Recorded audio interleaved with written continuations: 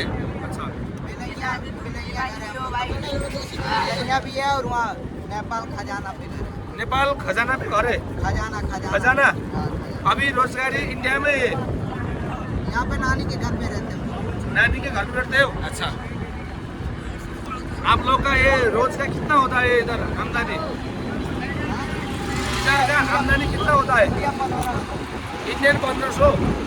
अच्छा उधर चल जाएगा 1500 तो बहुत ज़्यादा होता है ना। इधर भी सब कुछ खर्चा भी कम है ना? और नेपाल का जैसा महंगाई नहीं है ना इधर? इधर टेम्पो भी सस्ता है। 1.5 लाख में इंडिया देगा, उधर 5 लाख में नेपाल में 5 लाख है। नेपाल के लोग बहुत चोर है इधर। सब काम ही नहीं है इधर नेपाल में है ना? सब लूटता है। इधर 150 में मिलता है थोड़ा, इंडिया में 150 में मिलता है तो नेपाल में 200 में दे दो, 2 लाख में दे दो। तो क्यों आप का क्यों लेते हैं यार इतना ज़्यादा? ऐसा ही है यार भाइ साहब।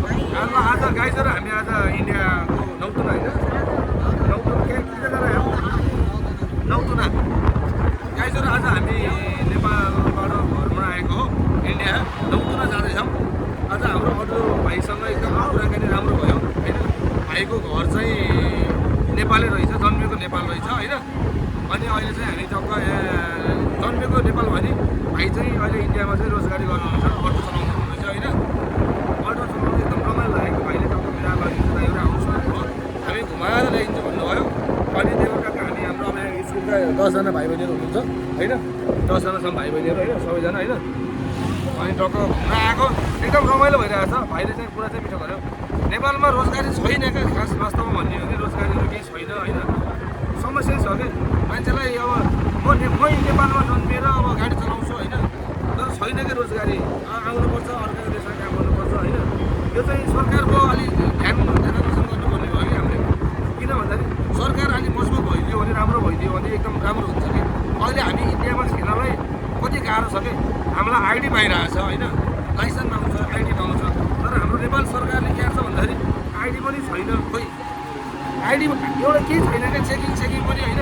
अन्त चाहिँ भनेको कुरा अनि अरू बेलामा चाहिँ हामीलाई अब हामी गाडी स्टाफै हो, हामी त मतलब भनौँ दादागिरी पनि देखाउनुहुन्छ होइन। तर चाहिने ठाउँमा अब यो बोर्डरमा चाहिँ के छैन क्या, पुलिस भन्ने कुरा अब त्यो छ होइन, तर उनीहरूको त्यति टाइट छैन कि। हामीलाई चाहिँ छिर्न बहुत गाह्रै हुन्छ होइन। तर उनीहरूको चाहिँ एकदम इजी रूपमा कि आनन्द, टेन्सनै छैन, टक्क है सुई छिरिरहेको टेन्सन छैन। हामीलाई चाहिँ घरि आइडी मागेको छ, घरि के मागेको छ होइन, गाह्रो छ। त्यो सबैको सरकारको ध्यान चाहिँ